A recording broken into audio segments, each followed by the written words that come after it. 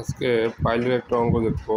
পাইলের এখানে আগে ড্রয়িংটা দেখে নিই। পাইলের এখানে দেখা যাচ্ছে 25 ইঞ্চি একটা ডায়া আর কি পাইল। এখানে 2 ফিট হচ্ছে কাট অফ লেভেল দেখানো হয়েছে। পাইলের হচ্ছে লেন্থ হচ্ছে 72 ফিট, নিচে আছে 1 ফিট সিসি করা আর কি। এটা যে স্পাইরাল বাল ভিতরে 10 মিলি 5 ইঞ্চি পরে, এবং এটাতে সেকশনটা দেখা যাচ্ছে। এখানে মাঝখানে সেকশন করলে একটা সেকশন দেখানো হয়েছে। সেকশনে 6টা 16 মিলি রড দেওয়া হয়েছে এবং 10 মিলি স্পাইরাল বাজেটে দেখানো হয়েছে। 3 ইঞ্চি ক্লিয়ার কভার। টোটাল যে লেন্থ হবে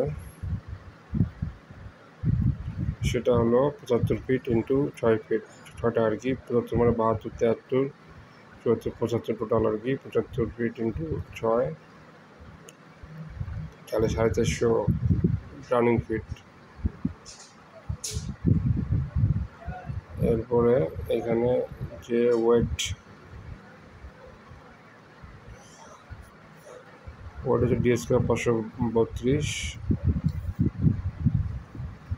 ডি এর মান 16, স্কোয়ার 532 ইন্টু এখানে 450 ফিট দিয়ে করি 216 কেজি।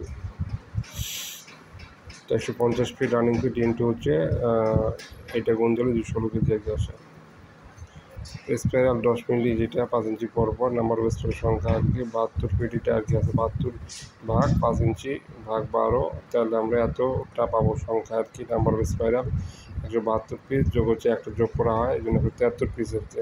73 পিস হবে স্পাইরালের সংখ্যা। স্পাইরাল সংখ্যাটা কী হবে? লেন্থ ভাগ হচ্ছে ডিস্টেন্স হচ্ছে 5 ইঞ্চি পরপর, এটাতে 12 দিয়ে ভাগ দিয়ে ফিটে আনা হয়েছে।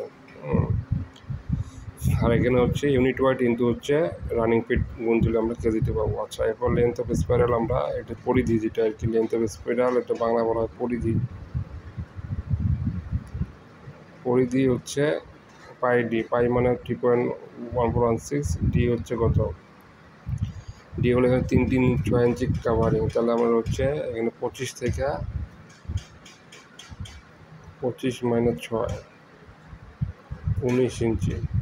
19 ইঞ্চি হচ্ছে ডায়া হবে, 19 ইঞ্চি কাভারিং বাদলে আর কি। তাহলে 19 ভাগ 12 করলে 4.9 ফিট। এরপর টোটাল লেন্থ অফ স্পাইরাল হচ্ছে এত ফিট ইন্টু 173, যেটা পাইছি এত হচ্ছে রানিং ফিট সংখ্যা। Weight of spiral